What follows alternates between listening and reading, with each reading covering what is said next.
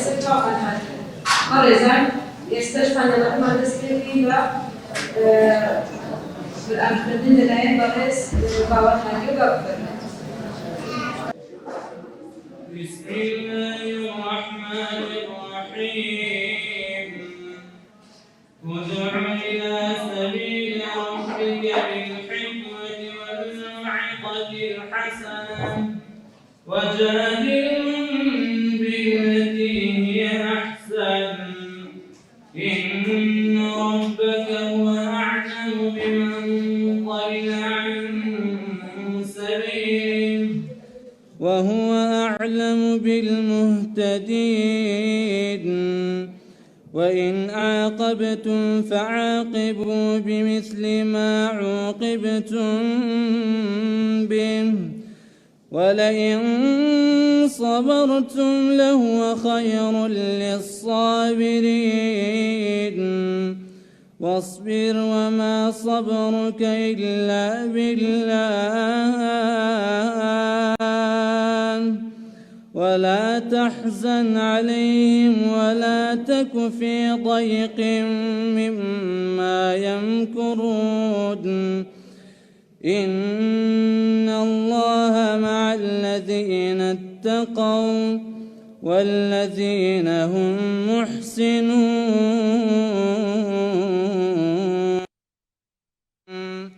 صدق الله العظيم. بارزان استجوتاري بخير هاتن للاين شيلان خانو بيشكش كريج باب فرمن بناوی خۆی گەورە میهرەبان سەرەتا بەناوی ئینستیتوی ژیار و دەستەی خانمانی هەڵەبجە و ڕێکخراوی توانست بۆ گەشە پێدانی توانەکان بە خێراتنتانەکەین بە خێر بێن سەر و سەرچاومان بەڕێزان ئێمە وەکو ئەم سێ ڕێکخراوە کە 3 ساڵە هەڵمەتی بەختەوەری خێزانیمان ڕاگەیاندووە بڕیارمان داوە لە 16 ڕۆژەی بەرەنگار بوونەوەی تونوتیژیە هیچ هەڵمەتێکمان نەبێت چونکو ئێمە هەر شتێک کە زۆر وترایەوە و دووپات کرایەوە یعنی گرنگیدانە بە ئەو بوارە جا ئێمە بڕیارمانیاوە بەختەوەری خێزانمان ڕاگەیاندووە وەرزی بەختەوەری خێزان کە 3 مانگە ئینشاڵڵا زیاتریشی یەکەین لەم 3 مانگەیە کار و چالاکیمانە بێت و چەندین مامۆستای بەڕێزمان داوەت کردووە کە لەم 3 مانگەیە ئەم پرۆژەی ئێمە بەڕێوە ئەبین ئێمە دەست ناخەینە سەر تونوتیژیەکە بەڵام چارەسەر دائەنین والحەمدولله هەر یەکە لەمانەی کە هاتوون هیچ کام تونوتیژیەکی نائەخلاقی بەرامبەر ناکرێت بەڵام هەر یەکە لە ئێمە ئەتوانین تەئسیرێک و پێگەیەکی خۆمان هەیە لە ناو کۆمەلگایە کە بتوانین دەستبار بین بۆ ئەوانەی کە بانگەشەی تونوتیژیەکەن کە بتوانین ئێمە ئەم فکرە خراپە بەرنامە بۆ داڕێژراوە کە دایان ناو چەندین فەند و پارەی زەبەلاحی لەسەر ئەخورێت ئەوان ئەیانوێ بڵاوی کەنەوە ئێمە ئەمانەوێت بە ڕەوشت و ئاکارە جوانەکان بوچەڵیان بکەینەوە من لێرەوە ئەڵێم هەر لە هاوسەری بەڕێزی خۆمەوە و هەموو ئەو بەڕێزانەی کە لێرە ئامادە بوون لە براو باوکانمان دەستخۆشیان لەکەین کە هەمیشە لە پشتمان بوون ئەو قەڵاقایمە بوون کە نمونەی جوانی ئەم ئیسلامیان بەڕێوە بردووە هیچ تیندوتیژیەک بەر لەلایەن هاوسەرانی ئێمەوە لەلایەن براکانمانەوە لەلایەن کە سوکارەوە نەکراوە بەرامبەر بە ئەوانەی کەوا لە دین شارەزا بوون ئەوانەی کە هەڵگری ئەم بەرنامە جوانەی ئیسلامن و بۆیە هەر بەمەشەوە بەم وێنە جوانەوە ئێمە توانین ڕەدی ئەوانە بینەوە و دەستخۆشیمان هەیە دووبارە بۆتان ئێمە بە ئێوەوە ئەتوانین پرۆژەکەمان زیاتر تۆکمەتر بکەین و گەورەتری بکەین ئێمە لێرە و جەختەکەینەوە کە 3 مانگ وەرزی بەختەوەری خێزانیە لەگەڵمانە بن ئینشاءڵڵا بەختەوەری ئەخەینە هەموو ماڵەکانەوە بە پشتیوانی خوای گەورە زۆر سپاس بۆ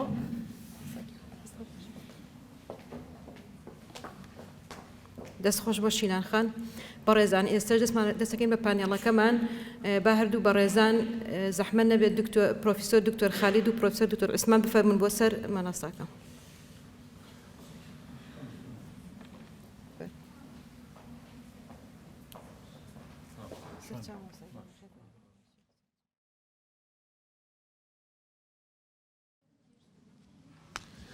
بسم الله الرحمن الرحيم الحمد لله رب العالمين والصلاة والسلام على أشرف الأنبياء والمرسلين سيدنا محمد وعلى آله وصحبه أجمعين. وشكانوا براياني بريس ڕێکخراوی ئەم ئێوارە کۆڕا سڵاوی خوای پروەردگار لە هەموو لایەک سوپاس و دەستخۆشی بۆ ئەو بەڕێزانە و سوپاس و دەستخۆشی بۆ ئامادەبوونی بەڕێستان. پرسەکانی خێزان بەڕێزان ئێستایەکێکن لەو پرسانی کە لە ڕووی کۆمەڵایەتی، لە ڕووی ژیانی تاک، لە ڕووی نێودەوڵەتی گرنگیەکی زۆر زۆری پێ ئەدرێ و بۆ بە پرسێکی زۆر زۆر هەستیار کە لە ئێستایە هەموو نێوەندە کۆمەڵایەتی و یاسایی و تەنانەت نێوەندە سیاسیەکانیشی بەخۆیەوە سەرقاڵ کردووە. طبعاً جەنابتان ئاگادارن بەوەی کە ئەمڕۆ پرسی خێزان پرسێکە ئاوێتەی ئایدیایەکی مەترسیدار کراوە کە بریتیە لە ئاوێتای جەندەری و فیمەنیستی ڕادیکاڵی و ئەم بابەتانە، واتە پرسی ئافرەت و کێشە حەقیقیەکانی ئافرەت بەلا ڕێدا براوە. خۆزگا ئەو ڕێکخراوانی کە کار لەسەر پرسەکانی ژنان و خێزانەکەن ئاوڕێیانێکی جددی بە تایبەتی من لە کوردستان قساکەم ئاوڕێکی جددیان لە کێشە ڕاستەقینەکانی ئافرەت بایەتەوە لە بری سەرقاڵکردنی بەو پرسەلاوەکیانەوە. ئێمە ئێستا دیاردەی قەیرەبوونمان هەیە لە کوردستانە کەس ئاوڕی لێ ناداتەوە. هەڵایسانی ڕێژەی تەلاقمان هەیە لە دادگاکانە کەس ئاوڕی لێ ناداتەوە. دیاردەی ناپاکی هاوسەرگیری و شپرزەبوونی خێزان و پەرتەوازەبوونی مناڵ و قەیرانی دارایی کەس ئاوری لێ ناداتەوە. دیاردەی بەکاڵاکردنی جەستەی ژن و بازرگانیکردن بەلاشەی ئافرەت و سنتەرەکانی لەشفرۆشی و دیسکۆ و نایت کڵەپ و باڕ و سنتەرەکانی مەساج کە ئەمانە سوکایەتی دنیای بە کەرامەتی ئافرەتیا ئەکرێ یەک ڕێکخراوی ئافرەتان ئاوری لێ ناداتەوە. سلێمانی هەر کەسێ پیا گوزەرەکە بە سەرچنارە ئەو باڕ و نایت کڵەپانە ئەبینێ ئافرەتی وەکو بووکەش و شەتیا عەرزەکرێ بە نیمچەڕووتی و کڕیارەکان ئەچن لەوێ بازرگانی بەجستەیانەوە ئەکەن وەکو کاڵا مامەڵی پێوە ئەکەن. هەموو ڕێکخراوەکانی ژنان لەگەڵ ڕێزما چاوی خۆیان نم پرسانە داخستۆ ئاوڕی لێ نادەنەوە. لە کاتێکە بە ئاشکرا ئەم دیاردەی ئێستا لە کوردستانە قسەی لەسەرەکرێ مانگێک لەبەوە پێش بوو تەنها یەک ئافرەتی بازرگانی ئێرانی بەدان پیادانانی دەستگا هەواڵگیریەکانی ئێران خۆیان 5,000 ئافرەتی لەشفرۆشی ئێرانی هاوردە کردوتە هەرێمی کوردستان و ئەمانە لە هەولێرا کاری لەشفرۆشی و بازرگانیان پێوە کراوە. هەفتەیەک لەمەوە پێش باس لەوە ئەکرێت کە 28 حاڵەتی ئایدز لە هەولێرا ئاشکرا بووە، ئەوەی کەوەکو داتا ئێستا لە بەردەم وەزارەتی تەندروستی و بەڕێوەبەر و فەرمانگە تەندروستیەکانە هەیە کە لەوانەیە سەدەها حاڵەتی هەڵگری ترمان هەبێ کە ئێستا دیار نین و دەرنەکەوتون و لە داهاتوە دەرئەکەون کە ئەمانە کارەساتن بۆ خێزانی کورد، چونکە ئەم هەڵگرانە دواتر خێزانەکانیشان تووشەکەن، دواتر مناڵەکانیشان کە لە دایک ئەبن هەڵگری ڤایرۆسەکە ئەبن، دواتر ئەمانە ئەرکێکی دارایی قورس بۆ وەزارەتی تەندروستی بۆ وەزارەتی دارایی ئەرکێکی خێزانی قورس بۆ خانەوادەکانیان دروستەکەن. کەس ئاوری جددی لەمانە ناداتەوە. ئێمەیان سەرقاڵ کردو بە کۆمەڵێک ناوە تۆرە بێبنەما جێندەر فیمەنیست یەکسانی جێندەری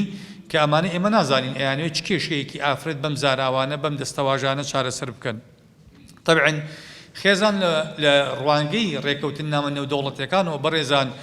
پرسی ئافرەت لە ساڵەکانی 1946 واتە لە دوای کۆتایی هاتنی جەنگی جیهانی دووەم بە دیاریکراوی پرسی ئافرەت دزەی کردووە بۆ ناو سەرچاوەکانی دەسەڵات یان نێوەندەکانی بڕیاردان لەسەر ئاستی نەتەوە یەکگرتوەکان و ئومەمی متحیدە. لە دەستوری و هەیئەی میثاقی ئومەمی متحیدەیە کە ساڵی 1945 لە سان فرانسیسکۆ نووسراوەتەوە تاکیدی کردوێتەوە لەسەر یەکسانی نێوان ژن و پیاو. طبعاً دیارە بیرۆکەی یەکسانی و بزوتنەوە فیمەنیستی و ڕادیکالیستەکان ئەمانە لە هەناوی معاناتی ئافرەت لە ئەوروپاوە سەرچاوەیان گرتووە. ئافرەتان لە ئەوروپا ساڵانێکی زۆر پڕمەینەتیان بەڕێ کردووە لەژێر هەیمەنی پیا و لەژێر دەسەڵاتی پیا و ئێستێشی لەگەڵا بێ بەڕێزان ئافرەتان لە ئەوروپا بەپێی داتاکانی منەظەمەی سیحەی عالەمی پێرار بازرگانی کراوە بە 500,000 ئافرەتەوە کە لە جمهوریاتی ئەوروپای شەرقیەوە وەکو ڕۆمانیا وەکو چکسلۆڤاکیا و باش ئەم شوێنانەوە ئەم ئافرەتانە هەناردی ئەوروپا ئەکرێن بە مەبەستی بازرگانیکردن بەکارهێنانیان وەکو کاڵا و تۆڕەکانی مافیا و تۆڕەکانی بازرگانی سێکس بازرگانی بەم ئافرەتانەوە ئەکەن. کەواتە لا یەزال ئەم میحنەت و ئەم معاناتی ئافرەتی ڕۆژاوایی بەردەوامە لەبەرەوە لەو کاتانەوە بۆ ئەوەی کە ئافرەت لەم مەینەتباری ڕزگاری بێ قسە لەسەر ئەوە کراوە کە بزوتنەوە فیمەنیستیەکان ڕێکخراوەکانی ژنان دروست بوون بۆ ئەوەی کە ماف بۆ ئافرەت بگێڕنەوە ئەوانەی کە پێیان نەگوترا حرەکاتی دیفاع لە ئافرەت بزوتنەوەکانی بەرگریکردن لە ئافرەت دواتر سەقفی داواکاریەکانی ئەم بزوتنەوانە پەرەیسەند پاش چەند ساڵێک ئەنجا ئەم بزوتنەوانە بوون بۆ بزوتنەوانەی کە داوای یەکسانی ئەکەن لەگەڵ پیاو دواتر سەقفی ئەم بزوتنەوانە زیاتر تەتەوری کرد لە دوای 2000ەکانەوە بوو بە حرەکاتی فیمەنیستی واتە مێگەرایەتی ئەو بزوتنەوانەی کە داوای چەقبوونی مێینە ئەکەن لە کۆمەڵگا و داڕشتنەوەی یاساکان کلتور و فەرهەنگەکان لە ژێر سایی بەرژەوەندی مێیە یعنی مناڵنا پیاونا کۆمەڵگانە و ئینەما بەرژەوەندی ئافرەت تاکڕەوانە چۆن نەخوازێ یاسا و دەستور کلتور و فەرهەنگەکان هەبێ بەم شێوازە داڕشتنەوەی بۆ بکرێ کەواتە لەو کاتانەوە یعنی لە چلەکانی سەدەی ڕابردووەوە ئەم پرسە هاتۆتە نێو نێوەندەکانی بڕیار لە نەتەوە یەکگرتوەکان لە ئێستایا بەڕێزان زیاتر لە 11 نێوەندی بڕیار هەیە لەسەر ئاستی نەتەوە یەکگرتوەکان کە تایبەتمەندە بە پرسی ئافرەت لەوانە لجنەی مركزي آفرد صندوق الأمم المتحدة للسكان صندوق الأمم المتحدة الإنمائي للمرأة برنامج الأمم المتحدة الإنمائي المعهد الدولي للبحث والتدريب من أجل النهوض بالمرأة معهد الأمم المتحدة لبحوث التنمية الاجتماعية اللجنة المعنية بالقضاء على التمييز ضد المرأة منظمة الأمم المتحدة للطفولة منظمة الأمم المتحدة للتربية والتعليم والثقافة چەندینی تر ئەمانە ئەو نێوەندی بڕیارانن کە ئێستا فیمەنیستە ڕادیکاڵیستەکان کۆنتڕۆڵیان هەیە و لەوێوە ئومەمی متحیدە تەوزیفەکان بەکاردێنن بۆ تەمریرکردنی ئەجنیداکانی خۆیان زیاتر تا ساڵی 2000 زیاتر لە 20 ڕێکەوتنامەی نێودەوڵەتیمان هەیە تایبەت بە پرسەکانی ژنان طبعا هەموو ڕێکەوتنامەکان لەسەر یا لەژێر ناونیشانی پرسی ئافرەت نین زۆرێک لەو ڕێکەوتنامانە لەسەر بابەتەکانی پرسی خێزانە یا لەسەر بابەتەکانی پرسی دانیشتوانە یا لەسەر بابەتەکانی بۆ نمونە سندوقی تەنمیەیە بەڵام لەناو دانیشتنەکانە پرسی ئافرەت بووە بەچەق کراوە بەچەق و لەوێوە قسە لەسەر کۆی پرسەکانی تر کراوە کە وەکو عەرزم کردن ئەوان بەبەست ئەم کارەیان کردووە ساڵی 1948 کە جارنامەی گەردوونی مافی مرۆڤ دەرچووە لەوێوە جارنامەکە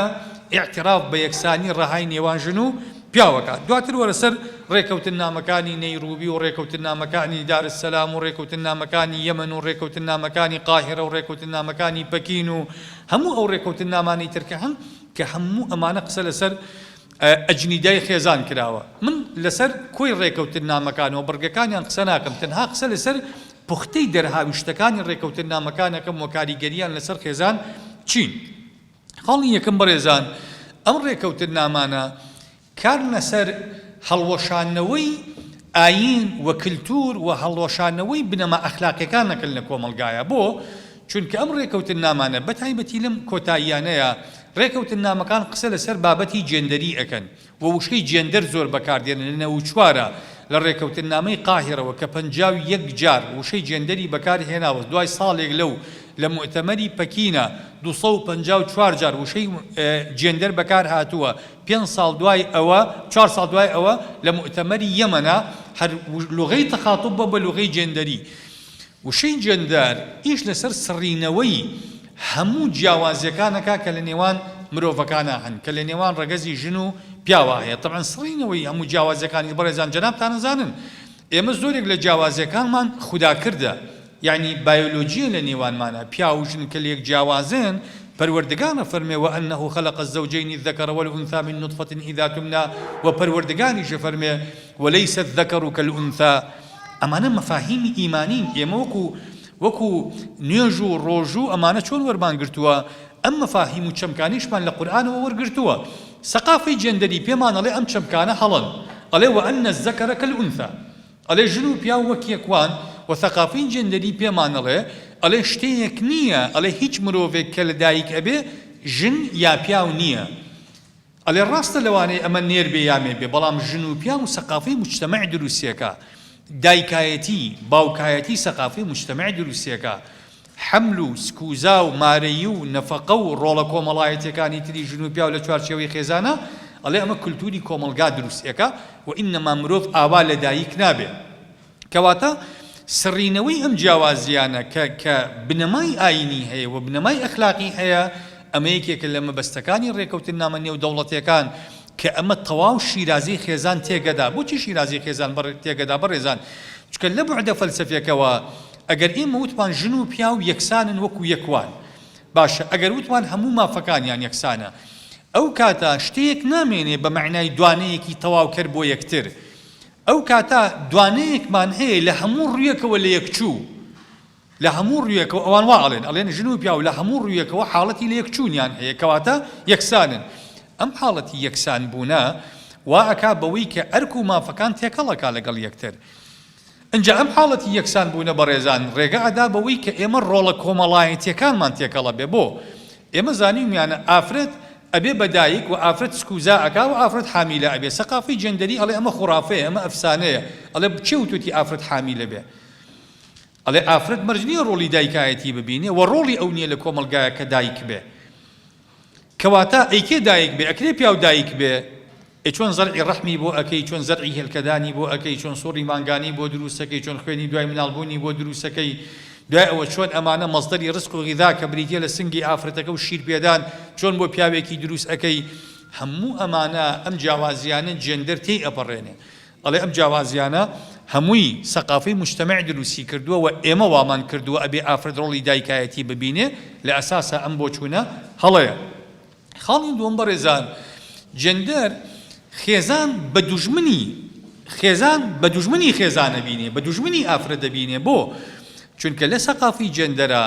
ئەڵێ ئەو گرێبەستەی کە پێی ئەو تێ گرێبەستی هاوسەرگیری و ئافرەتێک وابەستەی ژیانی پیاوێکەکە، ئەڵێ ئەمە سەرەتای بە کۆیلەکردنی ئافرەتە بۆ پیاو. ئەڵێ چونکە تۆ لە چوارچێوەی ئەم خێزانەیە بە ئافرەت دەڵی تۆ دایک بە بۆڵی تۆ باوک بە، لە چوارچێوەی ئەم خێزانەیە تۆ بۆ پیاوە ئەڵی تەلاق بەدەستی تۆیە، تۆ ماری ئەدەی بە ئافرەت، نەفەقەی ئافرەتەکە لەسەر تۆیە، بە دایکەکە ئەڵی پەروەردەی مەناڵ و ئەم بابەتانە لەسەر تۆیە. لەبەرەوە لە نەزەری ئەوە ئەڵێ بابەتی ئەرک و مافە خێزانەکان سەرەتای بە کۆیلەکردنی ژنە، بۆیە ئەوان دژی پرۆژەی خێزانن. حەزەکەم بشزانن ڕێکخراوە فیمەنیستیەکان کە ئێمە قسە لەسەر زۆربوونی دیاردەی تەلاقە ئەکەین، ئەوان ختووکەی بەختەوەریان پیایە. بۆ چونکە ئەوان یەکێک لە ئامانجەکانیان بریتە لە هەرس پێهێنانی پرۆژەی خێزانی سروشتی. ئەوان نایەنەوێ ئەم خێزانانە بەم ڕیتمە بەردەوام بێ. ئەوان ئەڵێن ئافرەت کاتێک ئازادە بێ، کاتێک یەکسانی تەواو بەدەستدێنێ کە لە چوارچێوەی خێزانێکا لەگەڵ پیاوێکا نەژی. ئەو کاتە ئافرەت ئازادە بێ، سربەستە بێ، مافەکانی تەواوی خۆی وەرەگرێ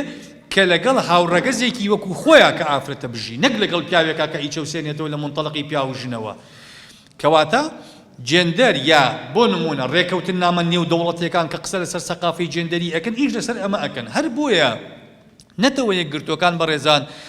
ئێستا پێیان وایە ئەم خێزانە سروشتی ئێمە دەقمان بە گرێدانەوە گرتووە، ئەڵێن ئەمە خێزانی تەقلیدیە. ئەم خێزانە خێزانێکی نەمەتیە، خێزانێکی تاریخیە، پێویستە مێژوو جێی بێڵێ.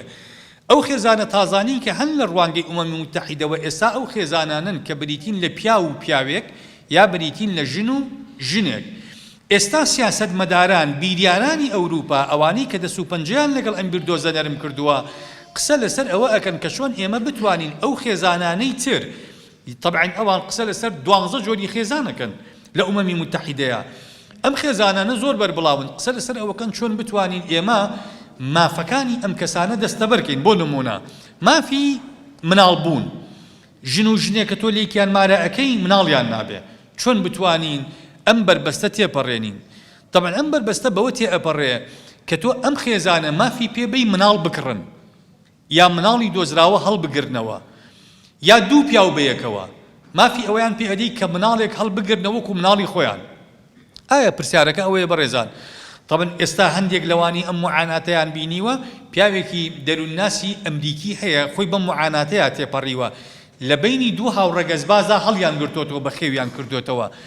ئەڵێ ئەمە نیزامی کۆیلایەتیە، تۆ ببی بە مناڵی دوو هاوڕەگەزباز، دوو پیاو کە ئەمانە وەکو باوکو و دایک بیانەوێت تۆ هەڵبگرنەوە بەخێوکەن. اینجا ئەم دوو هاوڕەگەزبازە کە خۆیان دوو حەزینە خۆشیان هەیە، شی ئەڵێ دوایی تعدای سێکسی لە مناڵش ناکەن کە بەنچکە هیچی ئەوان نییە، مناڵیان نییە، نە ئەو باوکێتی نە ئەو دایکێتی. باشە ئەمانە دوو پیاون، ئەمانە دوو حەزینە خۆش کۆی کردوونەتەوە. پەروەردەکردنی مناڵێک لە بینی ئەم دوو کەسە نەخۆشەیە کێ دەستەبەری مافەکانی ئەم مناڵەکە یا مناڵێک لە بینی دوو ئافرەتە کە حەزێکی سێکسی کۆی کردوونەتەوە بێکەوە خێزانێکیان پێکەوە ناوە کەواتە ڕێکەوتن نامەکان قسە لەسەر ئەم یەکسانیە ڕەهایەکەن کە سەرکێشێ بۆ بزوتنەوەی فیمەنیستی و دیسانەوە جێندەری خاڵیچکە لەو شتانی کە ئەوان قسەی لەسەرەکەن بەڕێزان ئەوان پێیان وایە ئەڵێن مرۆڤەکان ئەبێ ئازاد بن لە هەڵبژاردننی هاوسەری دواڕۆژی خۆیانە بەبێ ئەوەی هیچ ئاینێک هیچ یاسایەک هیچ کللتورێک مافی هەبێ ئەم ئازادیە کۆت و بند بکە یعنی بۆ نمونە ئەڵێ ئافرەتێک مافی خۆیەتی ئەڵە شوەکەم بە ئافرەتێک ئەوە حڕیەتی اختیاری شەریکە ئەوە ئازادی هەڵبژاردننی هاوسەری بەرامبەری خۆیەتی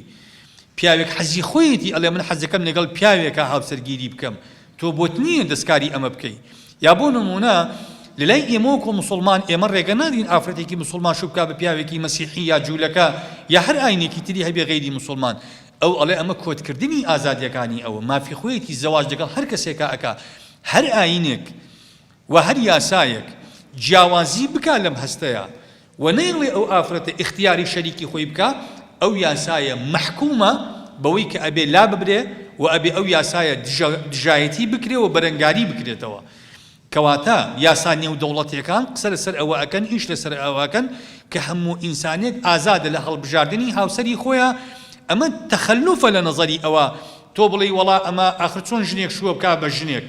ئەڵێ ئێمە نەمان گوتووە ئازادی ڕەها ئێمە نەمان گوتووە یەکسانی ڕەها مؤتەمەری سیدا و نەمان گوتووە سڕینەوەی هەموو جیاوازیەکان نەمان گوتووە بەرەنگاربوونەوەی هەموو ئەو شتانی کە دژایەتی ئەم یەکسانی و ئازادی ڕەهایە ئەکەن ئەڵێن با ئەڵێ کەواتە یەکێک لە یاساکان بریتیە لەوە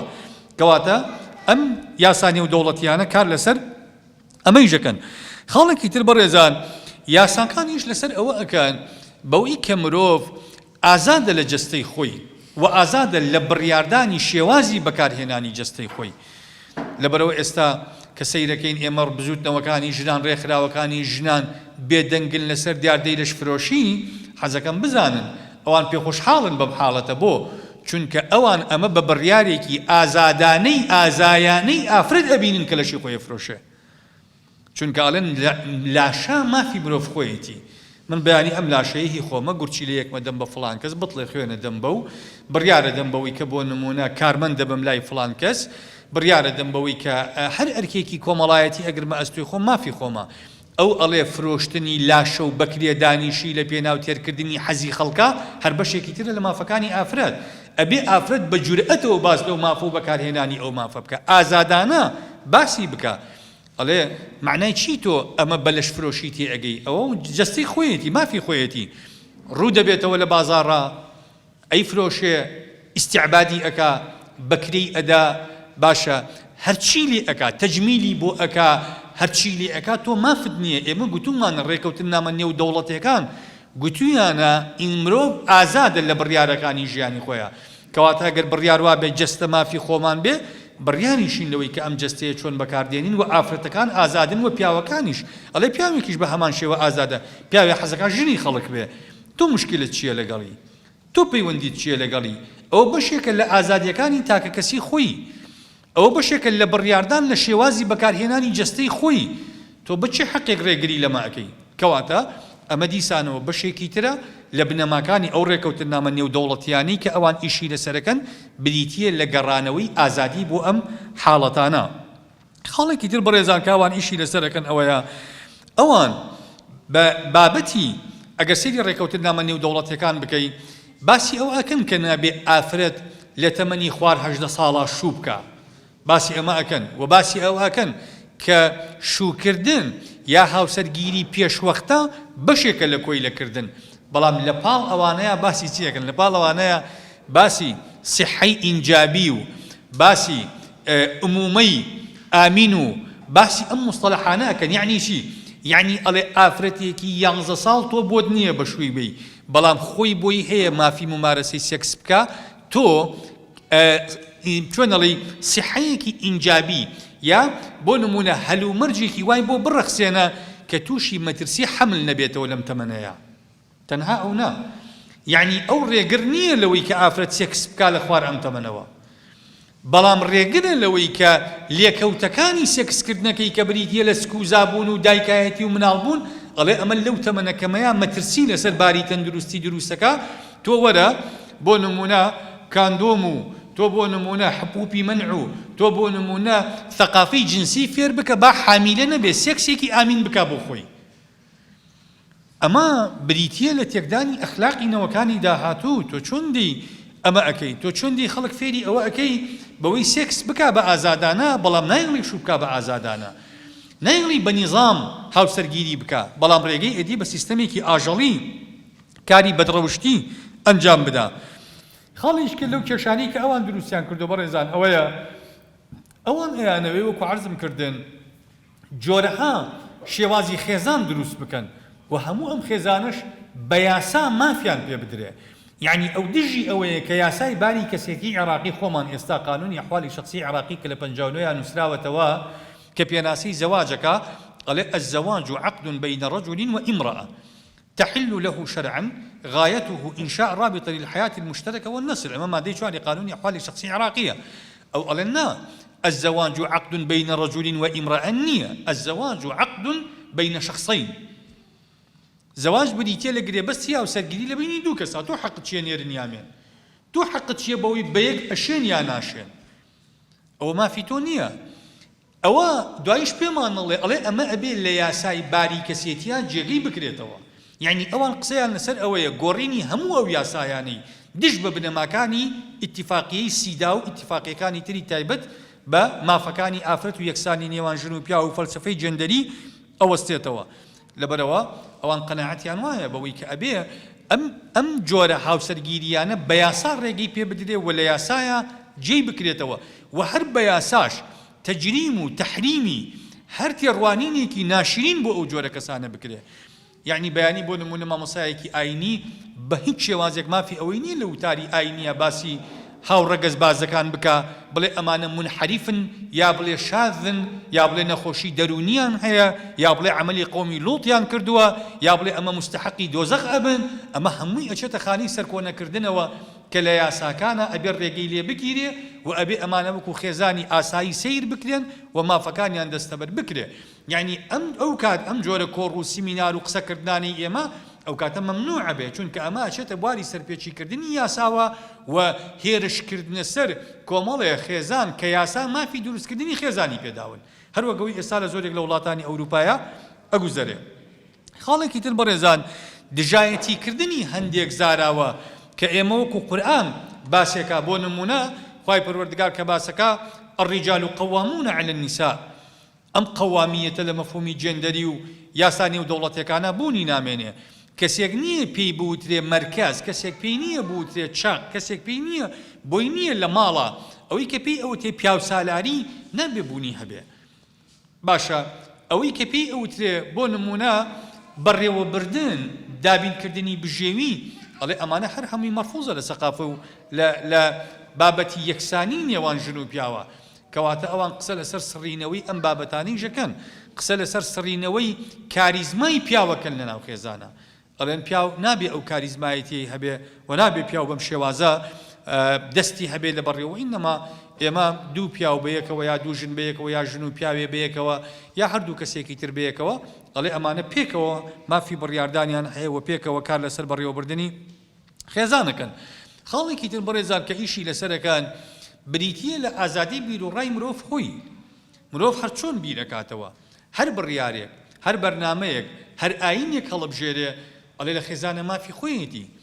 تۆ بۆت نییە خێزان تەصنیفکەی مەسەلەن تۆ بۆت نییە بەیانی کشێکی مسلمان تەلەفۆن بۆ من بکە بڵێ ئەمەی شوو بکەم بە پیاوێکی مەسیحی ئەڵێ تۆ بۆت نییە بڵێ شووی پێ مەکە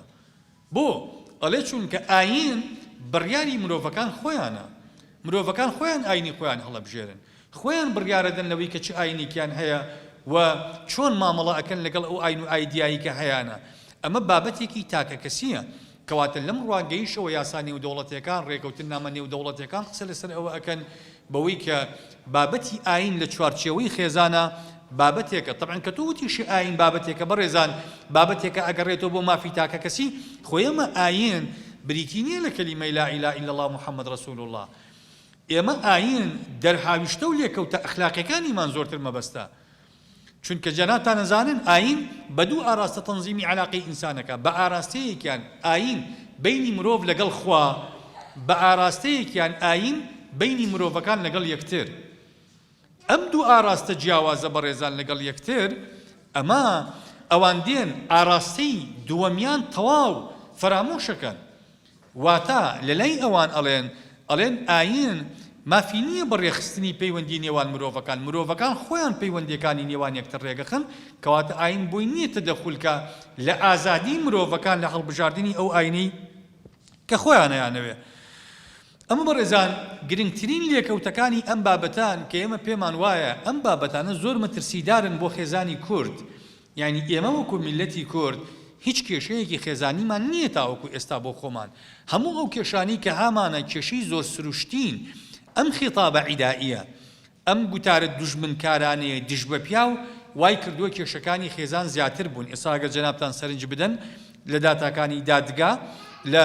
کۆمەڵناسەکان لەو بەڕێزانی کە توێژەری بۆ نمونە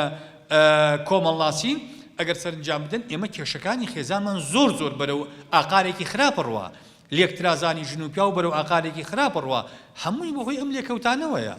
هەمووی بەهۆی ئەم بابەتانەوەیە کە ئێمە ئەنجومەنێکی باڵای خانمانمان دروست کردووە و سنتەری جێندەریمان لە هەموو زانکۆیەکی کوردستانە دروست کردووە و کۆمەڵی ڕێکخراوی ژنانمان دەسواڵا کردووە و فاندی گەورە و بە ملیۆن دۆلاری خینە بەردەسی ئەمانە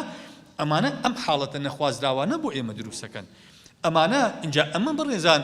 سەرەتای نەهامەتیەکانە من دڵنیاتانەکەمەوە چەند ساڵێکی تر ئەگەر ئەم حکومەتی هەرێمە ئەگەر ڕێکخراوەکان ئەگەر خەڵکانی دڵسۆز بە ژین و دینی ئەم میلەتە بربەم دیاردە نەخوازراوانە نەگرن باوەڕتان هەبێ تووشی دێها معانات و دەردی زۆر قورسە بین کە چارەسەرکردنی لە توانای دەسەڵاتی حکومەتی هەرێمانیە بابە ئێمە یەک خەسخانەی هیوامان هەیە لە کوردستانە کە خەسخانەی سەرەتانە حکومەتی هەرێم دەرەقەتی بودجەکەی نایە دەرەقەتی بەخێوکردنی توش هاتوانی نەخۆشخەی شێرپەنجە و هیوانایە ئەی ئەگەر بەیانی 200 حاڵەتی ئایدزمان بۆ دروست بوو لە کوردستانە ئەی کێ خەمی تەندروستی ئەمانە ئەخوا کە ئەمانە کارەساتە بن بۆ خۆیان و خانەوادەکانیان بەڕێزان کە ئەمانە میزانیەی چارەسەرکردنیان دێها قاتی میزانیەی چارەسەرکردنی توشبوانی نەخۆشی شێرپەنجەیە کە ئەمانە وەکوم بۆمبی تەوقید کراوان شێرپەنجە ناگوازرێتەوە ئەمانە سێکس ماچ خوێن بۆ هەموو کەس ئەڕوا ئەمانە ئەبێ حیجری سحیان بخەیتە سەر کابرا کە دەرکەوت کارەساتی ئەوەش هەڵگری ئەمانش ئەوەیە کە ئەمانە تا 34 ساڵ هەڵگرانی ئەم ڤایرۆسە دەرناکەوێت کە هەڵگرن لەوانەیە مێردەکەی تۆ بێ لەوانەیە خێزانەکەی ئێمە بێ لەوانەیە براکەمان بێ خوشکەکەمان بێ کە ئێمە خوێنی ئەدەینێ خوێنی لێوەرەگرین کە ئەمە ئەچێ لە چوارچەوەی خێزانی خۆیان سێکسەکە ئەیگوازێتەوە دوایی مناڵەکە کە لە دایک ئەبێ هەڵگری ڤایرۆسەکەیە وەکو مجتمعاتی ئەفریقیمان لێدێ مجتمعاتی ئەفریقی کۆمەڵگا هەیە لە ئەفریقیا بەڕێزان لە 149 هەڵگری ئایدزە مهددە بە ئینقیراس ئەم مجتمعی ئێمە بەرەو ئەوە ئەڕوا چونکە ئێمە وەکو ئەوروپا پێشکەوتوو نین سەقافەی سێکسیمان نییە ئەو هەلوو مەرج و پێداویستیە تەندروستیانە ئەوان خانی لەش فرۆشیان هەیە بەڵام ئافرەتەکان فەحسەکەن ئەبێ هەموویان کارتی تەندروستیان پێ بێ کە ممارەسی ئەو کار ئەکەن باجدن بە حکوومەت ئێمە وان نییە ئەو سیتیانی ئێمە لە حەولێرا کە کاری لەش فرۆشی تیا ئەکرێ کام تەندروستکار ڕقابەی کام وەزارەتی تەندروستی ڕقابەیەکە ئەو لەش فرۆشانی کە هاوردی ئەم وڵاتە ئەکرێن کامیان کارتی تەندروستی هەیە ئێمە ئەڵین وڵاتانی دراوسێمان دوژمنمانن ئەی بۆ ئەوانە ئەگەر دوژمنمانن بۆ هەر بۆ پارە و نەوت و غاز دوژمنمانن ئەی بۆ ئەخلاق بە چاوی دوژمن سەیریان ناکەنەوە هەموو ئافرەتە لەش فرۆشیان لێ هاوردە ئەکەن ئەی بۆچی ئەوانە بە مەترسی نازانن کەواتە بڕێزان گوێخەواندن لەم بابەتە کۆمەڵگای ئێمە تووشی مەترسی ئەکا بۆیە ئەرکی هەمومانە خۆشەویستان من کۆتایی قسەکانم بەوە دێنم ئێمە ئاین ڕۆڵێکی گرنگی هەیە لە پاراستنی ئەخلاق لە پاراستنی خێزان لە پاراستنی شوناسی نەتەوایەتی میلەتی کورد نادی دەگرتنی ئاین پەراوێزکردنی ئاین لەم پرسە هەستیارانەیە بەڕاستی دەرگاکردنەوەیە بەڕووی هەموو بەدڕەوشتیەکە بەڕووی هەموو خراپەیەکە بەڕووی هەموو دیاردەیەکی ناسروشتی کە ئێمە بۆم کۆمەڵگای ئێمە پێمان قبوڵ نییە من دووبارە دەستخۆشیم هەیە بۆ ئامادەبوونی جەنابتان بۆ ئەو بەڕێزانی کە لە پشت ڕێخستنی کۆڕ و سیمینارەکەەوە بوون داوای لێبوردن جەنابی دکتۆرەکەم کە پێش ئەو بابەتەکەم طرح کرد دەستان خۆش بێ وصلى الله وسلم وبارك على سيدنا محمد وعلى آله وصحبه أجمعين والسلام عليكم ورحمة الله وبركاته. وعليكم السلام ورحمة الله وبركاته. زۆر سپاس بۆ دکتۆری بەڕێز کە لە کاتی خۆیان وتارەکەی تەواو کرد. بەڕێزان کورتەی باسەکەی بەڕێز دکتۆر خالید لەسەر کێشەکانی خێزان بوو کە ئەو کێشانە کە ئێمە نیمانە بەڵکو ئەیانێ بۆمان دروستکەن لەسەر کێشەی جەندەریەکان بوو لەسەر ئەو ڕێکخراوانە بوو کە ئیش لەسەر بواری ئەو جەندەریەکەن کە بەڕێزیان فەرمووی زیاتر لە 13 نێوەند هەیە بۆ بڕیاردان لەسەر ئەم بابەتانە هەمووشیان کار لەسەرەوەکەن کە خێزانی سروشتی نەهێڵن و ئەو خێزانە دروستکەن کە خۆیان بەرنامەیان بۆ داناوە و باسی لەوەش کرد کە پوختەی دەرهاویشتەی ئەوانە هەمووی کار لەسەر هەڵۆشانەوەی خێزان ئەکا و کار لەسەرەوە کە مناڵ خستنەوە شێوەکانی ئەگۆڕن و دوایی دەرئەنجامی بەخێوکردنی مناڵەکان کێشەی تێەکەوێ و ئەو هەموو ئەمانە هەڕەشەن بۆ نەمانی سروشتی خێزان. دەستی خۆش بێ و لەشی ساغ بێ. ئێستش بەڕێز پرۆفیسۆر دکتۆر عوسمان با بابەتەکەیمان پێشکەشکە. فەرموو دکتۆرگیان. بسم الله الرحمن الرحيم. الحمد لله والصلاة والسلام على سيدنا رسول الله وعلى آله وصحبه ومن والاه. خۆشەویستان، بەڕاشکاوی ئێڵێم ئەو پێناسەی ئەو دیدەی کە بۆ خێزان کراوە لایەنی ئاینی پیرۆزی ئیسلامەوە دیدێکە لە هیچ ئاین و بەرنامە و ئایدیایەکی دیکە نایدۆزیتەوە. ئەبینین خێزان لە دیدی ئاینی پیرۆزی ئیسلامە چەند قۆناغێکی. قۆناغ یەکەمیان خێزانی بناغە کە لە پیاوژنێک پێک دێن اینجا ڕۆڵەیانە بێ باوک و ئەبنە باوک و دایک ڕۆڵەکانیش ئەبنە خوشک و برا ئەبنە ڕۆڵەی باوک و دایکیان اینجا ئامۆزا مام پور پورزا خاڵ خاڵۆزا ئەمانە هەر هەمویان کە پیانەوترێ خێزانی بناغە. بۆیە نەفرەت لێکراوە ئەو کەسەی کە شیرازەی ئەم جۆرە خێزانە نەپشڕێ بە دەقی قورئان بە دەقی فەرموودە ئەو کەسەی کە ڕەحم قەتعەکە ئەپشڕێنێ نەفرەت لێکراوە. پور وەکو دایک وایە، مام و خاڵ وەکو باوکوان. اینجا وەرە خێزانەکە بڵاو بێتەوە کە سوکاری خێزانت ئەبنە کە سوکاری تۆ کە لە زمانی عەرەبی و قورئانە پێوتێ سەهر. سەهر یانی چی؟ توانەوە. یعنی تۆ بتەوێ نەتەوێ ئەتوێیتەوە لە ماڵی خەسوو خەزوورتە. خێزانیشن ئەتوێتەوە لە ماڵی خەسوو خەزووریە ئەبنە یەک خێزان. ئەمە خێزانی بناغی. خێزانی گەورەترمان هەیە لەمە کە لە بازنەی ئیسلامەتی و موسڵمان بوونایە. هەرچی موسڵمان بێ بە خێزانی خۆ تێزانی. بۆیە دروست نییە لە 3 ڕۆژ زیاتر پەیوەندی بپچڕێنی بە برایەکی موسڵمانتەوە بە خوشکێکی موسڵمانتەوە. پێغەمبەر فەرمی عەلەیهی سەڵات وەسەلام هەر کەسێ زیاتر لە 3 ڕۆژ پەیوەندی بە موسڵمانەکەیە بپچڕێنێ پەروەردگار عیبادەتی لێوەرناگرێ. عیبادەتی لێوەرناگرێ. ئەمە ئوخوە ئیمانێکەیە کە خێزانێکی ئیمانی دروستەکە. خێزانی سێمیان لەمە گەورەتر کە خێزانی مرۆڤایەتیە کە گشت مرۆڤایەتی بە خێزانی خۆتەزانی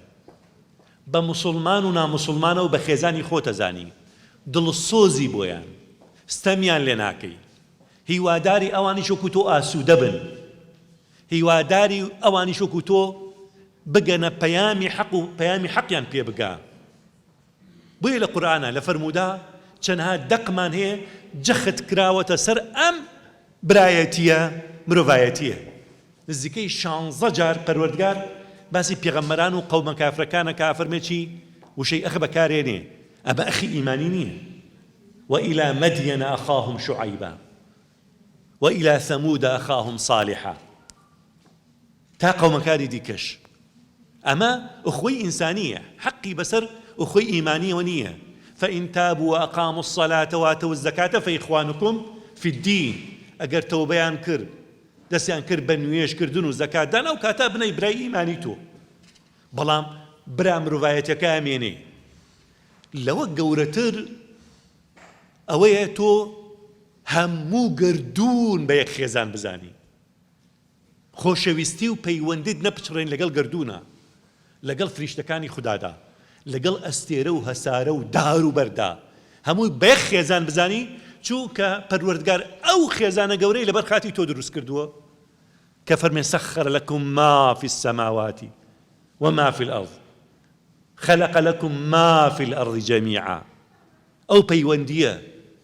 هیچ ئاینێک هیچ ئایدیایەک ئەو پەیوەندی نییە ئەو دیدەی نییە بۆیە وەکو چۆن ئەگەر کەسێک بکوژی تاوانی گەورەیە ئەگەر ببیتە هۆکاری پیسبوونی ژینگە تاوانی گەورە دەنجاماوە چونکە خێزانە گەورەکە تێکەدەی خێزانە گەورەکە تێکەدەی اینجا ئەو پەیوەندی کە لە ناو خێزانی بڕوادارە هەیە ڕۆژئاوای سەرسام کردووە بۆ ئەو پەیوەندی لە ناو ئێمانە نییە بۆچی خوشک و برا پەیوەندی خۆشەویستیان نییە ڕێز لە یەکتر بگرن یەکتریان خۆش بووێ ڕۆڵە و باوک ئەو پەیوەندیە پچڕاوە ئەمە چییە؟ برایەکی عزیزم پزیشکێکە لە بەریتانیا ئەوەی بژێڕامەوە وتی لە چارەخانەکانە تەسەورەکەی نەخۆشەکەیە باوکی تەلەفۆنمان بووە کە ئەڵێ ئەگەر مرد ئاگادارم نەکەنەوە با خەوەکەم لێ تێک نەچێ خۆم بەیانیە باوکی کەوتووە لە چارەخانە ڕۆڵەکەی ئەڵێ خەبەرم مەکەنەوە یاخۆ ڕۆڵەکە نەخۆشە باوکی ئەڵێ خەبەرم مەکەنەوە کەچی ئێمە یەکێک ئەگەر تووشی سەرێشەیەک ببێت بچێتە چارەخانە بیسراوە فڵان کەسیان بردو بۆ چارەخانە عەشیرەت و هۆز هەبووی کۆبێتەوە چارەخانە جێی خەڵکی تێ نابێتەوە سەرسامی کردوون خاڵی تۆ میشان ئاز دەکانم ئەوەی جێی ڕامانی ڕۆژاوایە ئەوەیە بۆچی هەرچی ئاینە توانیومانە کۆنتڕۆڵیکەی بنەمای بیر و باوەڕیان بگۆڕین بنەمای ئەخلاقیان بگۆڕین تێکستی دینەکانیان بگۆڕین دەستکاریان بکەین بۆ ئەبینین وامان لە خەڵک کردووە ئیتر دوورە پەرێز بن لە پەرزگاکان لە کلیساکان کلیساکان چۆڵن هەفتەی یەک جارە و خەڵکێکی زۆر زۆر کەمی تێدا بینی پەیوەندیان لەگەڵ خوداوە نەماوە پەیوەندیان لەگەڵ ئاینەکان نەماوە ئێستا ڕێژەی زۆری لاو و گەنجی ڕۆژئاوا مولحیدە پەیوەندی بە کلیساوە هەر نەماوە ڕێژەی زۆریان ئەو تا لەم ماوەدا ئەگاتان لێبوو لە بەریتانیادا مەسیحیەت بوو بە ئەقەلیەت لە چاو ملحیدەکان ڕێژەی مەسیحیەت لە بەریتانیا کەمی کرد ملحیدەکان بەرز بوونەوە جگە ئەوە بەس تەنها موسڵمانەکانیش ڕێژیان زیاد بووە هەر لە بەریتانیاشە ئاخر ئەڵێ ئێمە هەمیشە ئەیان ترسێنین ئەڵێن لە چک مانای دواکەوتنە ئارەزووی دنیایان بۆ ئەکەینەوە ئەیان ترسێنین یارمەتیان ئەدەین بۆی تێکەڵی کۆمەڵگای ئێمە بن ئاخر چی واکە لە وڵاتانی ئیسلام موسڵمانان کە وڵاتی دواکەوتون وڵاتی دووبەرەکی وڵاتی شەڕ و ئاژاوە وڵاتی پیس و پۆخلی وڵاتی گەندەڵی کەچی کچێکی فەڕەنسی موسڵمانەوێت و لە چک لەسەرەکە ئەمە چییە؟ ئەمە چییە؟ مزگەوتەکان ڕۆژ بە ڕۆژ لە ئەوروپادا زیاد دەکەن ئەمە چییە؟ لە ئیتالیا لە ساڵی 1970 دوو مزگەوتە بووە ئێستا زیاتر لە 700 مزگەوتەیە تەسەورەکەن ئەمە چییە؟ ئەمە چییە؟ چۆن لە ڕۆژاوا ئەو ئاینەوە بڵاو بێتەوە لەگەڵ ئەو هەموو ترساندنە لەگەڵ ئەو هەموو سۆشیاڵا کە سۆشیال میدیا بە بەردەوام هێرشە کاتە سەری ئاین ئیسلام ئەوێ ناشرینی کە ئەمە چییە؟ تووشی شۆکی کردوون بۆی بەڕاستی هەموو گەنجێکی موسڵمان بە تایبەتی خانمان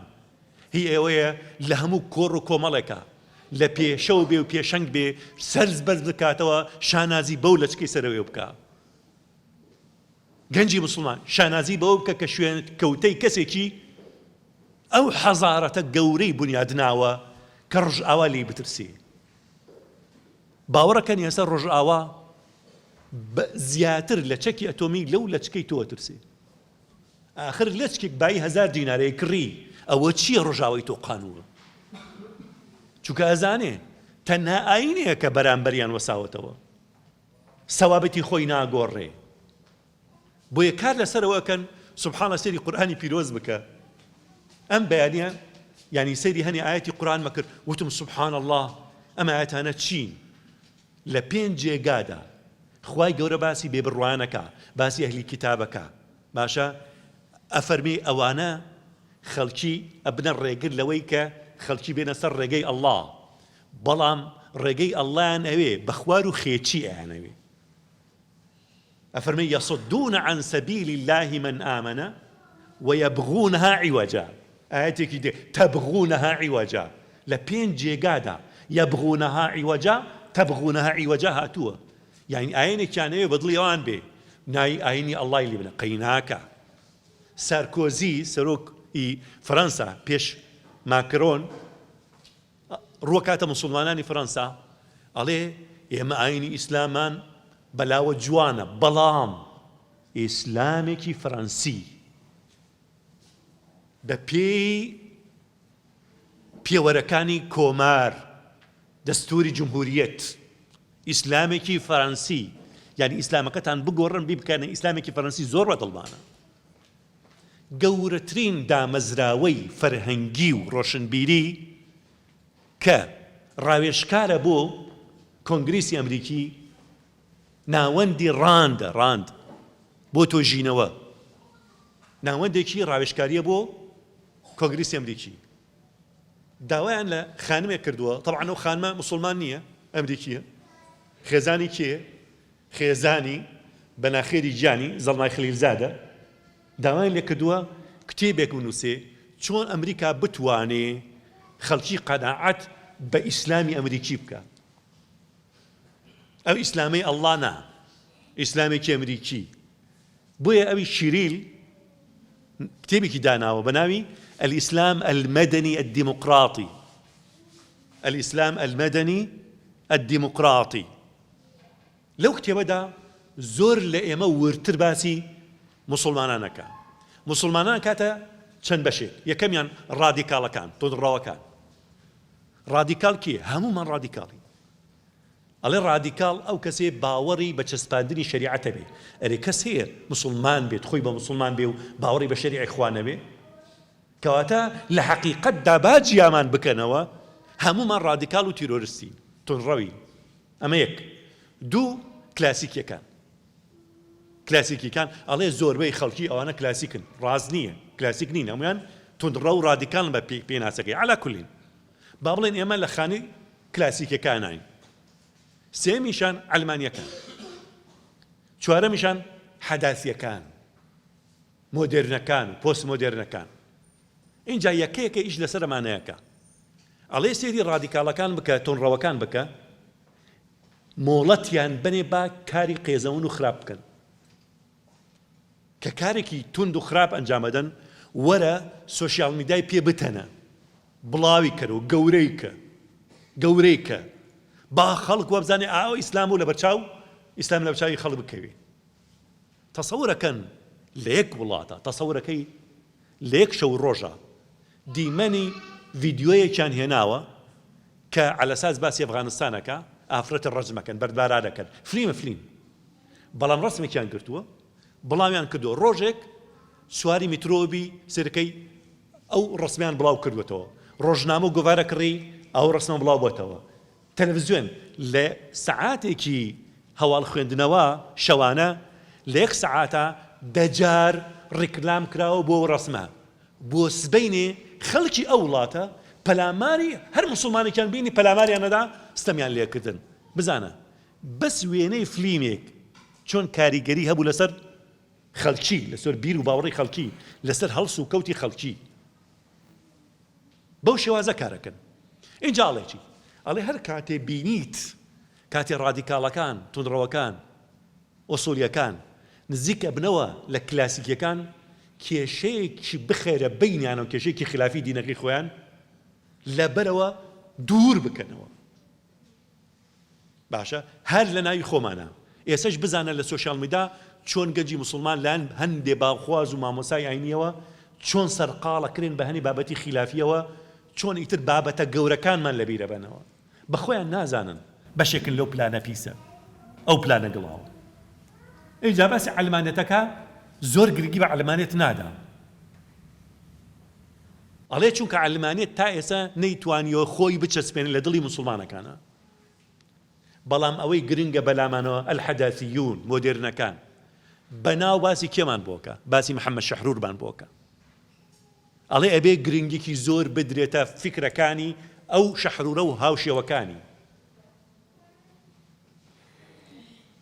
بڕەبڕی قسەکانی وتارەکانی بیر و هزرەکانی گەورە بکرێت تایتڵی گەورە، سۆشیال مدیای بۆ ئامادە بکرێ، خەڵات بکرێ وەکو بیرمەندێکی گەورە، کتێبەکانی بە هەرزان بفرۆشێ بە خەڵکی وەربگێڕێتە سەر زبانەکانی دیکە. بۆ واکە چونکە خەڵک نازانێ. ئێستا لە کورسانی خۆمانە تەسەورەکەن کتێبی محەممەد شەحرور تەرجمە کرێتە سەر زمانی شیرینی کوردی، تەسەورەکەن ئێستا چەنەها پێگەی لە فەیسبووکە بەناوی محەممەد شەحرور و شەحرورەکان دانراوە بەرگری لە فکرە قەزەونەکانیەکەن لە کاتێکە ئەوانە زان چۆن کار بکەن. ئێ باسی خێزانەکە هەر لە بیسمیللایەکەی کۆ بۆ خێزانیەکە ئێمە باوەڕمان بە بیسمیللایەکەی نییە تا سەدەق الله العەظیمەکەی کە نایکە. بۆیە پێناسەی خێزان لە بواری جەندەریشە لە دیدی جەندەریشە هەر لە پیتی ئەلفەوە تا یا سەر تا سەری پێچەوانەی خودی ئیسلامە دیدی ئەمەی بۆ خێزان. محەممەد شەحرور کاتێ باسی خواکە لەوێوە ئەڵێ خودا نازانێ دوای چرکێک چی ڕۆدا. نەعوذ بالله. توێژینەوەیەکی نزیکی 50 وەرەقم لەسەر نووسی کەچی دوای بۆم دەرکەوت مەولەوی شاعیری گەورەی میلەتەکەمان، شاعیری گەورەی ئەم شارازە بە دوو دێڕە شیعری عەرەبی هەموو نەزەرەکەی پوسڵ کردوێتەوە. باشە سەیری کە دوای یەخەی ئافرەتەگرێ یەخەی خێزانەگرێ. ئەڵێ خێزان ئەوە نییە کە ئێوە بیری لێکەنەوە، ئافرەتیش ئەوە نییە کە ئێوە بیری لێکەنەوە. وەکو چۆن دکتۆر فەرمووی ئافرەت خۆی مالکی جەسەدی خۆیەتی، شتی وامان نییە لە دیدی ئیسلامە. نەک ئافرەت نە پیاو نە ژن نە مناڵ هیچ بوونەوەرێکمانی حتا فریشتەش پێغەمبەرانیش مالکی حەقیقی لەشی خۆیان نین. بۆیە لە دیدی ئیسلامە بۆ من نییە پەنجەیەکی خۆم ببڕم چونکە مڵکی من نییە، ئەمانەتە لای منە بێ بیپارێزم. بۆم نییە هەر لە خۆمە لوتم ببڕم، بۆم نییە، بۆم نییە چ جای ئەوەی ڕەگەزی خۆم بگۆڕم. کەچی ئەوان نەک عەمەلیاتی تەجمیل، ئەوە عەمەلیاتی تەجمیل هەندێکی باسی لایەنە فقهەکەی ناکەم کە هەندێکی دروستە و هەندێکی دروست نییە و باسی ئەوە ناکەم. عەمەلیاتی تەقبیح بۆ مرۆڤەکە. ئافرەت وا بووە 20 دەفتەر دۆلاری خەرج کردووە تا خۆی بکا بە خێزانی شەیتان، تا خەڵک لی بتۆقێ، تا خەڵک لی بتۆقێ، خۆی ناشرین کردووە. ئەمە دیدی ئیسلام وانییە. ئەڵێ بۆت نییە دەستکاری خۆت بکەیت چونکە تۆ مڵکی ئەڵڵای مڵکی خۆت نیت. اینجا وەرە محەممەد شەحرور شەڵێ ئافرەت مڵکی مالکی حەقیقی جەسەدی خۆیەتی. باشە چۆن؟ ئەڵێ ئافرەت بۆی هەیە ڕوت و قوت بێ. یەکەم جار کەمێک سنووری بۆ دانێ ئەڵێ وشەی جیوب لە قورئانە یانی کۆن، ئەڵێ عەورەتی پاش و پێشی بەس ئەوە. اینجا لەگەڵ هێڵی نێوان سنگی مەمشیە لەگەڵ بنباڵیە ئەوە جیوبە دای پۆشێ، ئیتر ئەوی دیکە قەی ناکە. اینجا ئەڕوا ئەڵێ ئەگەر ئەوەشی دانا بۆ باوکی نییە بڵێ ڕۆڵە ئەمە حرامە، ئەڵێ چونکە حرام نییە. ئەتوانێ بڵێ ڕۆڵە ئەمە پێچاوانەی دابوو نەریتمانە. باشە بزان چ کارێکی قێزەو نەکەن، چ کارێک قێزەو نەکەن بۆی ئەم ئافرەتە یعنی بەڕاستی جاری وایە من کە بیرەکەمەوە لە بینی خۆم و خودای خۆمە تێرەگرین بۆ حاڵی ئافرەت لە ڕۆژاوە ئەوەی لە ڕۆژئاوا ڕووەدا بەرامبەر ئافرەت هیچ شارستانێتێکی پێشین ئەوەندە قێزەوەنترین شێوە مامەڵای لەگەڵ ئافرەتان نەکردووە جاران بە زۆر ئافرەتێک لە جنگێکە ئەبرا ئەکرایەکە نیزەک وستی نەبوو بە زۆر ئەکرا لە جاهیلیەتە ئاکرا وازەحە ئیسلام هاتووە هەر هەمووی سنوردار کردو تا بنبڕی بکە بەڵام ئێستا نا ئێستا ئافرەتە بە زۆر قەنەعەتی پێکەن بە قسەی نەرم من ناوم لێ ناون دزە نەرمونیانەکان بە پێکەنینەوە خەنجەر لە جەرگی ئافرەتەدا لە ڕۆحیەدا لە کەرامەت و شەهامەت و ناموسیەدا لە عیززەتێدا بە ناوی ئازادیەوە پێکەنێ بەدەمیەوە وەرە بەگوێ کەس مەکە خودیت خۆت بڕیارە دەی تۆ چیبی وەرە پێشەوە ئازاد بە بەگوێی باوک نەکەی باوک دەسەڵاتی بەسەرتەوە نییە ئەخلاق خۆت دیاریەکەی نەک باوکت نەک دینت نەک مەزهبت نەک ئایدیات نەک کۆمەڵگات خودی خۆت دیدت بۆ خۆت چییە خۆت نێریان مێ خۆت بڕیار بدە خۆت بەلاتەوە باشە خراپە خۆت بڕیار بدە خۆت چیتەوێ ئەوە ئازادیە ئێستا وایان لە ئافرەتی داماو کردووە بازرگانی بەلەشیەوەکە لەبەرەوەی کەمێک یۆرۆی دەستکەوێ بتوانی پێی بژی بۆیە بیرمەندێکی ڕۆژئاوا یەکێ لە خانمە بیرمەندەکان لای خۆم نووسیۆم بەس ناوەکەی نایەتەوە خەیاڵم ئێستا باز لەوەکە ئەڵێ نازان چۆن شەیتانانە وایان کرد لە ئافرەت پێی بڵێن نەکەی لە خێزانە بەگوێی مێردەکە و بکەی مێردەکەی پێڵە پەردای خێوم بۆ بێنە بڵێ بۆچی پێ بڵێ خۆقاچ نەشکەوە هەسە بڕۆ خۆتاوەکە بەرە قەناعەتیان پێ کرد بەگوێی مێردەکەی نەکا لەبەرەوەی پەرداخیاوی بەبەرێ بەڵام هێنایەنە کۆمپانیایەکەوە ئەبێ بەگوێی بەڕێوەبەرەکەی بکە سوکایەتیشی پێەکە ئەبێ ئایی بۆ بێنێ ئەبێ ژوورەکەی پاک کاتەوە جاریوە ئیستیغلالی جنسیشیەکە جاریوە موچەیشی ناداتێ هەڕەشەی لێەکە مانوویشیەکە ئەڵێ چۆن قەناعەتیان پێ کرد نەکەی دایکاتی نەکەی خزمەتی مناڵەکەت بکەی بەڵام وەرە لە داینگایەکە بە ئازادی خۆت خزمەتی 1000 مناڵ بکە تۆ ئاسوودە بە ئاسوودە مناڵی خۆت خزمەتی پێ مەکە خزمەتی مەکە وەرە دەرەوە بزانە چۆن بەرنامەیەکی شەیتانی ئەیانەوێ ئافرەت لە خشتە بەرن ئەتوان گەنجەکانمان لە خشتە بەرن هاتوون سەری دینی خۆیان کرد ئازەکان خاڵێکی زۆر قێزەونیان کرد یەکەم خاڵیان چی بوو ئەنسەنەت الئیلاه یعنی مرۆڤ دابەزێنە بیکە بە خوددا دابەزێنە بیکە بە مرۆڤ کە سەیری کتابی مقدسەکەی لە کتابی مقدسە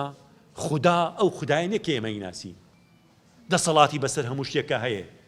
زانینی بەسەر هەموو شتێکە هەیە قودرەتی بەسەر هەموو شتێکە هەیە پەشیمان بوونەوەی نییە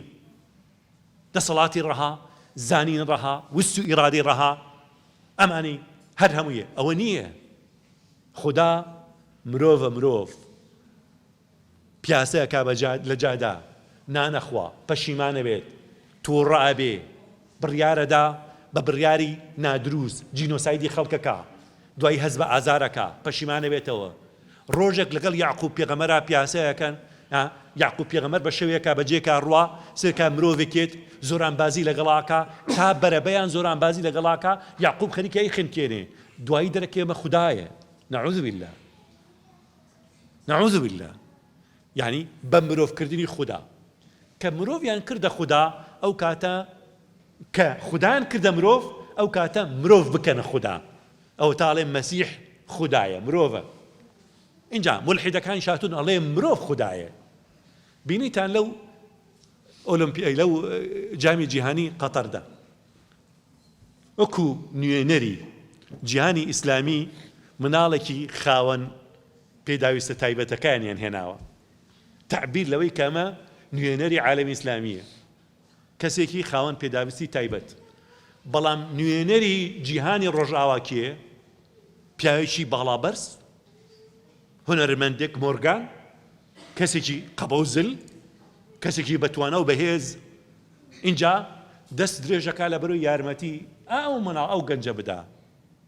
کە ناتوانێ هەڵسێت. على كلين ما بس من شيء ليردا مورغان برسياري ليه كري أري برواد بالله هي بخدا هي الله يبلي چونك خوم خدام چونك خوم خدام مروف بكر خدا كمروفي كرد خدا يتر أو بلان الجندري هر همو ياسانه يتر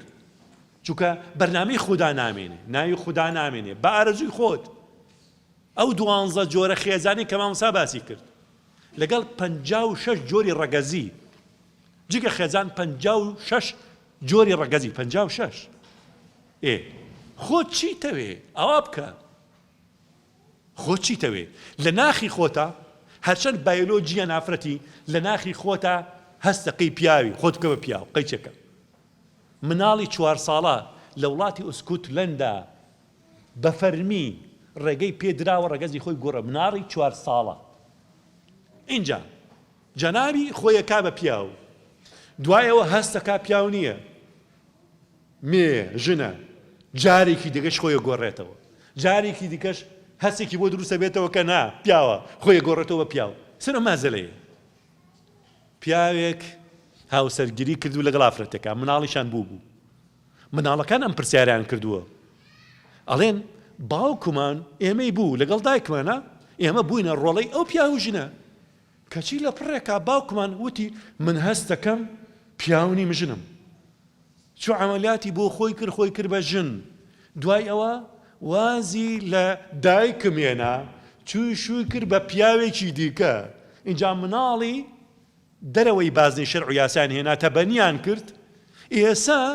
ئەوەی کە باوکم بوو ئێسا دایکە بۆ مناڵی خەڵکی ئێستا نازانم ئەو باوکیان دایک سەر و مەهزەلەتە ورن هەمان قسەی کەوتم ئیسلامی ئەمریکی سارکۆزی وتی ئیسلامی فەڕەنسی ئێسەش لە ناو قەومیەتەکانە ئیسلامی عەرەبی لە ناو کوردی خۆمانە ئیسلامی کوردی واضحە ئیسلامی چی کوردی ئیسلامی عەرەبی چییە ئیسلامی ئەڵڵایە نەهی عەرەبە نەهی کوردە بەڵێ ژینگە ڕۆڵە بینێ بۆ تێگەشتنمان لە دەق کەسێک لە ژینگەیەکی تند و تیژە گەورە و بێ کە سەیری دەقەکانەکە تێگەشتنێکی تند و تیژێ بێ بۆ دەقەکان کەسێک لە ژینگەیەکی ئارامە بیر بکاتەوە بە ئارامی تێگا لە دەقەکان نەک ناوی لێ بنێ ئیسلامی کوردی ئیسلامی عەرەبی تورکی شەڵی ئیسلامی تورکی ترە ئەم ئیسلامانە دەن بە شەڕ ئەم ئیسلامانە دەن بە شەڕ تۆ سەری ئەو ئاەتانە بکە بەڕاستی جێی سەرنجن پەروەردگار باسی پەیوەندی ژن و مێردێکمان بۆکە ئەم کچە مارە بڕاوە لە کوڕێک پێشەوەی بیگوێزێتەوە جیابووەتەوە کەچی پەروەردگارە فەرمێ چی ئەفەرمێ وەلا تەنسەو الفەضڵ بەینەکم الله ئەمە لە چ بەرنامەیەکە هەیە ئێمە پابەد نین بە شەرعی خۆمانە و تاوان ئیسلام نییە ئەو کچە کەمارە کراوە دوایی جیابووەتەوە پێش گواستنەوە خوای گەورە فەرمێ چاکەی قەت بیر مەکە هی ئەو کوڕی هاتۆ داوای کردووی ئێسا کێشێکتان بۆ دروست بوو جیابوونەوە تۆش گەنجەکە چاکەی ئەو کچە بەسەرتەوە قەت بیر مەکە ئەمە چیمان پێڵێ ئەو کچە هەرەونێ ڕازی بووە تۆ مە چاکەیەکە بەسەرتەوە تۆ کە چووی داوات کردووە چاکەیەکی تۆی بەسەر ئەوەوە کە ڕازی بووی دیارێکە بۆ بردووە چاکەیەکە پێکەنیەوە دەمتەوە چاکەیەکە ئەم کوڕە ئەبێ دوعا بکا بڵێ یا ڕەبی ئەو خانمە سەر نەکەوت لەگەڵ مابێتە هاوسەری من یا ڕەبی خوایە هاوژینێکی باشتر لە منی پێخەڵاتکەی ئاسوودەیکەی باشە کچەکەیش بە هەمان شێواز دوعا بۆ ئەو مێردەیەکە نەیگواستەوە چجای ئەوەی کە چەند ساڵ بە یەکەوە بووین ئێستا خێزان لە ڕۆژ ئاوادا مامەڵە و پەیوەندێکی ماتریلیزمانە مادیانە لێ نێوانیانایە مادیانە بیرەکەنەوە ئێستا زۆرێک ئەوانەی کە پەیوەندی لەگەڵ خانمان ئابەسن زۆرێکیان لە ڕۆژئاوا ناچن لە مەحکەمە تۆماری بکەن لەبەر چی لەبەر ئەوەی زەواج سەخت کراوە لە ئەوروپا هەموو ڕێگایەکی پەیوەندی سێکسی ئاسان کراوە تەنها زەواج نەبێ پیاو تۆقیوە لە چی لە زەواج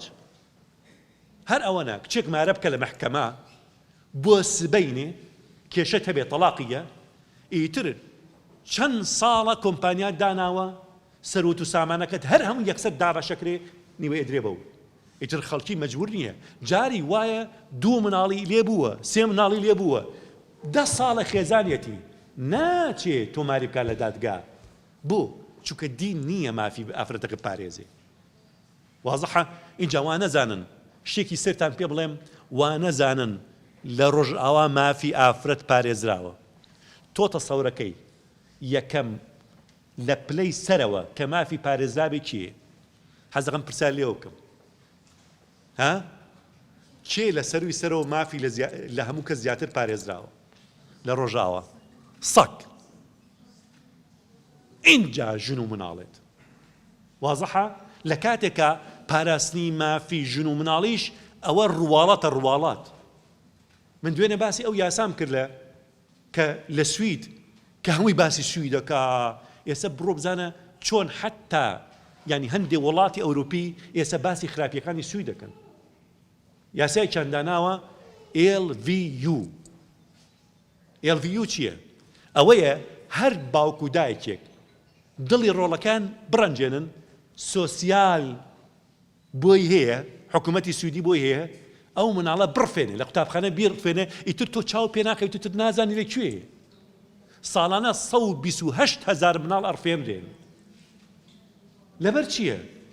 مناڵیان ڕفاندووە لەبەر چی باشە؟ لەبەر چی؟ لەبەر ئەوەی مناڵێک لە مەکتەبە لە قوتابخانە هەل لە ڕەوزا گریاوە وتێتی چی؟ وتی ماڵەوە باوکو دایکم منیان خۆش ناوێ تۆ خۆش ناوێ؟ تەواو تر بەبێ دادگایی بەبێ بڕۆ پرسیار بکە لە باوکو دایکی ئەری ئەم ڕۆڵەتان بۆ خۆش ناوێ مناڵەکان ڕفانە و باوکو دایکی چەند ساڵە بەدوای ئاگەڕێن پرسیاری کردو بۆ ڕۆڵەکەی منتان بدۆ ئێوە وتوتانە ئێوە ئەو مناڵەتان خۆش ناوێ نەوەڵەوان نییە بابەتەکە ئەمە برایە کە نازم خوشکێکی هەیە سەقەتە خاون پێداویستە تایبەتەکانە ئێمەش نازێکی زیاتریە دەیدێ خزمە پێویستی بە خزمەتە پێویستە پاکی کەیتەوە ئەو پێویستی بە پاکردنەوە نییە خۆی ئەتوانێ خۆی باکاتەوە بەس لەبەرەوە ئەو قسەی کردووە ڕۆڵەکەیان لێ سندووە بۆیە ئاز دەکانم بە مناڵی هەر لە مناڵیا پێڵێن چی ئەڵێن مناڵ وەرە جۆ بگرە تۆ خۆتی خۆت ئاگەر لێبێ بیر لە بیر و باوەڕی باوکو نەکەیتەوە لە ئەخلاقی باوکو نەکەیتەوە لە یعنی باسی کۆمەلگارەکەی خۆتی خۆت هەر لە مناڵیە ئەوە ئەخەنە مێشکیەوە تووشی غروریەکەن ئیتر ئەی خەڵەتێنن کات تەواو بووینە زۆر شت مابوو زۆر سپاس زۆر سپاس بۆ دکتۆر عوسمان بۆ وتارە پێزەکەی و بەرەکەتەکەی بەڕێزان دکتۆری بەڕێزیش لە پانێڵەکەی ئاماژەیدا بەوەی کە دیدی ئیسلام خێزان بناغەیە خێزانی ژەومانەزین پێک دێ لە دایک و باوک و خوشک و برا و نەنک و باوە و مام و پور و ئەمانە دوای ئەوەش ئاماژەی بۆ کرد کە ئێمە خێزانێکی ترمان هەیە کە هەموو مسلمانان بە خوشک و برای خۆمان بزانین و پاشان گردون و دروستکراوەکانی خوا بە کەسی خۆمان بزانین ئەمە لەمە ئێمە تێگەین کە ئەبێ هەر هەمومان یەکتر و گردون و دروستکراوەکانی خوا بە کەسی خۆمان زانێ و کاتە بە وەفا و دڵسۆز ئەبین بۆ هەموو خۆمان و بۆ سروشت و بۆ گردونیش پاشان لە پانێڵەکەیە باسی لەوە کرد کە ئەم لەچکەی کە بەسەر خوشکانی مسلمانەوەی بە کەمی مەزانن بەرامبەر بەچەکی ئەتۆمیە بۆ بێباوەڕان چونکە ئەمە پەیامێکە بۆ ئەوان کە ئێمە بەرنامەی ئەوان هەڵناگرین ئەوان پامێکی کەیان هەیەن بە ئافرەتان کاڵن تۆ مالیکی نەفسی خۆتی ئەو کاتە بۆت هەیە چۆن بڕیاربی چۆن تەسەڕوف بە جسمی خۆتەوە بکەیت و لەم ڕێگەیەوە مێشکی ئافرەتان وا لەکەن کە زۆربەی جار ئێمە زانین ئافرەتان لە مناڵیە هەتا ئەگەنە ناو کۆمەڵگە دەوروبەری خۆیان ناناسن بەڵام یەکسەر ئەوان بەوە دەست پێکەن کە تۆ خۆت سەرپەرشتیاری خۆت بکە و تاکەوێتە ناو هەڵەوە ئەبینین زۆربەی ئافرەتان دوای چەندین کێشە ئەنج ئەگەڕێنەوە بۆ ئەوەی کە پێویستیان بە کەسێکە بۆ یەکەم جار ڕێنماییان بکە باسی لەوەش کرد کە ئەوان بە ناوی ئازادی ئافرەتەوە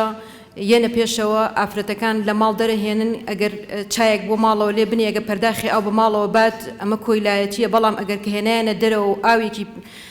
لە شوێنێکا فرۆشتیان خزمەتی کەسێکی کرد لە دەرەوە و دوایی تەحڕوشیان پێکرد ئەمە ئازادی و مافی خۆیەتی ئافرەتەکە ئەمەیان بەسەربەرزیدانە بۆ ئافرەت کە ئافرەتانیان لە ماڵەوە هێنایە دەرەوە ئەگەر لە ماڵەوە چایەک لێ بنێ مە کۆیلایەتیە بەڵام بینیمان ئەگەر لە بازاڕەکانە چایەک لێ بنێ چۆن سۆشیال میدیا گەورەیان کردو بە ئازا و بە نەبەر ناویان برد لە کۆتایی وتارەکەی باسیەوەی کردکە دینی ئیسلام ڕێنماییمانەکە بۆ ئێمە کە ڕێز لە یەکتر بگرین خێزان لامان گەورە بێ ئەگەر پێکەوە بووین و ئەگەر لە یەکیش جیابووینەوە هەر مافمان بەسەر یەکەوە هەیە و نهێنی و هەڵی یەکتر بپۆشین چونکەەوە مافێکی دینیە لەسەرمان کە بە هیچ شێوەیەک نهێنی و غەڵەتەکان یەکتر لە دەرەوە باز نەکەین و ئەوە تەجروبەیەکی حاد و بەیەکەوە بوون و ئێستا بەیەکەوە نین دەستی خۆش بۆ پانێڵەکە و خوا جزای باتەوە